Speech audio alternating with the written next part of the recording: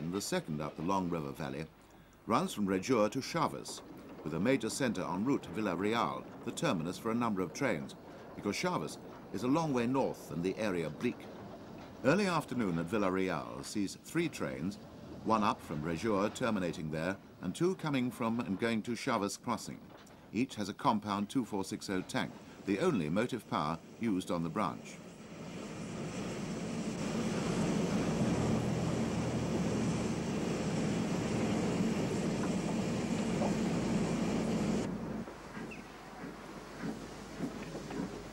The first mixed, all trains run in this format, behind a spotless number E208, moves out to drop back in the centre road to clear the way for the next northbound train. It consists of 5 tarpaulin wagons and 2 green 6-wheel coaches neatly fitting into the loop. The 2 coaches, one a clerestory, are mostly wooden-seated, giving cheap travel to the local farmers and country folk.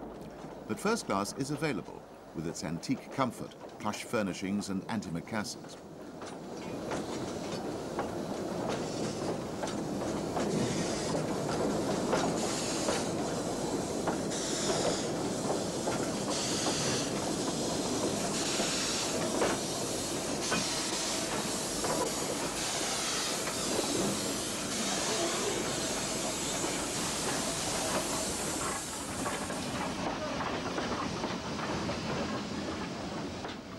Villarreal now becomes a busy station. Almost as soon as a southbound train comes to a halt, that from Regior comes in fast at the other end of the low platform. Passengers climb aboard, mail is unloaded from the red post vans, and the 2 trains are away almost simultaneously, one climbing up to Chaves, the other dropping down to the Douro Valley at Regior, which also has the workshops for this section.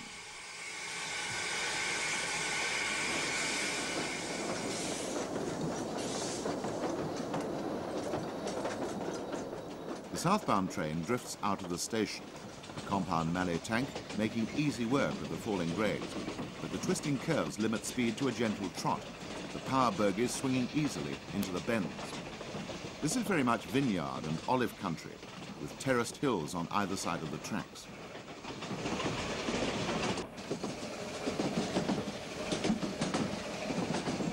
Station stops are short, just time to load and unload passengers and vans. It's a neat and tidy operation. At Regior, life becomes more formal, and the Corgo branch train is relegated to a bay platform. This is very much a dual-gauge station, and in consequence, there are 2 station pilots, an aging 060 tank, number E54, for the meter gauge system, and an equally venerable French-built compound 460, working out its last days on the 5'6"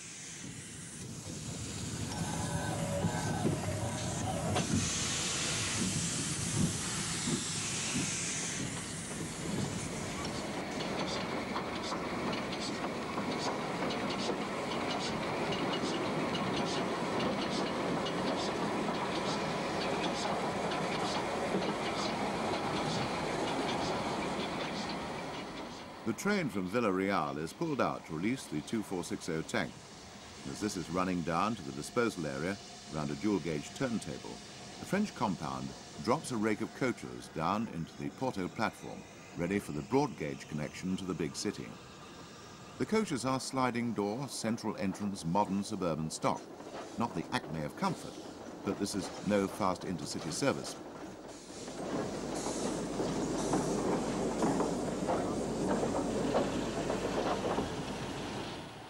Until recent times, these broad-gauge trains were 100% steam operated, but today the diesels have arrived, and one of these will take the train west. It backs down slowly. To the left is one of the modern 284 tanks now used on the steam services, replacing the 3 classes of 460 which ran the trains for decades. The diesel moves off with a rumble and mutter. The new era on the Douro Valley line has begun. In fact, there's another diesel which has come in on a freight, sitting on an adjacent line, whilst we take a quick look at the modern and massive 284 tank.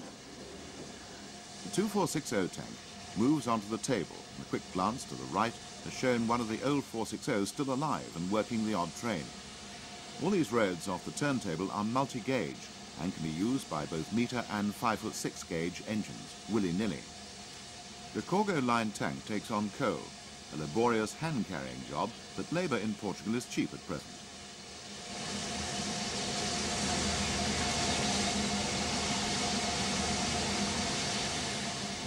Whilst this is going on, the 284 tank comes in with the mixed going east up the valley, which forms a connection with the evening Corgo line train being marshalled by 060 tank number E54, with a rake of open wagons to precede the coaches.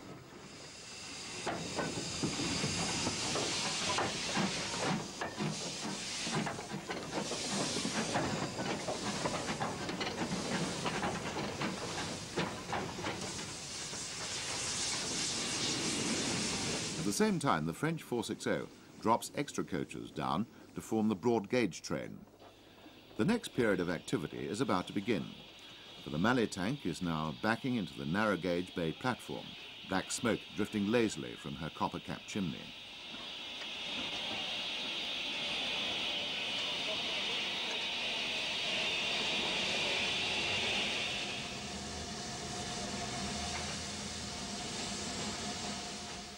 The 284 tank moves off smartly, heading towards the Spanish border, making light of its load. It too carries its number on a brass plate fixed on each side, if one can use that term, of the chimney. The sign of the times are the electric wire warning plates carried on each of the two sand domes, for these engines are also used on the main line, which is fully electrified. As the Corgo line train moves up its twisting tracks on the journey north, it's said to reflect that soon these smart compound tanks will be ousted by diesel rail cars and diesel locos. They've served their valleys well and earned their retirement.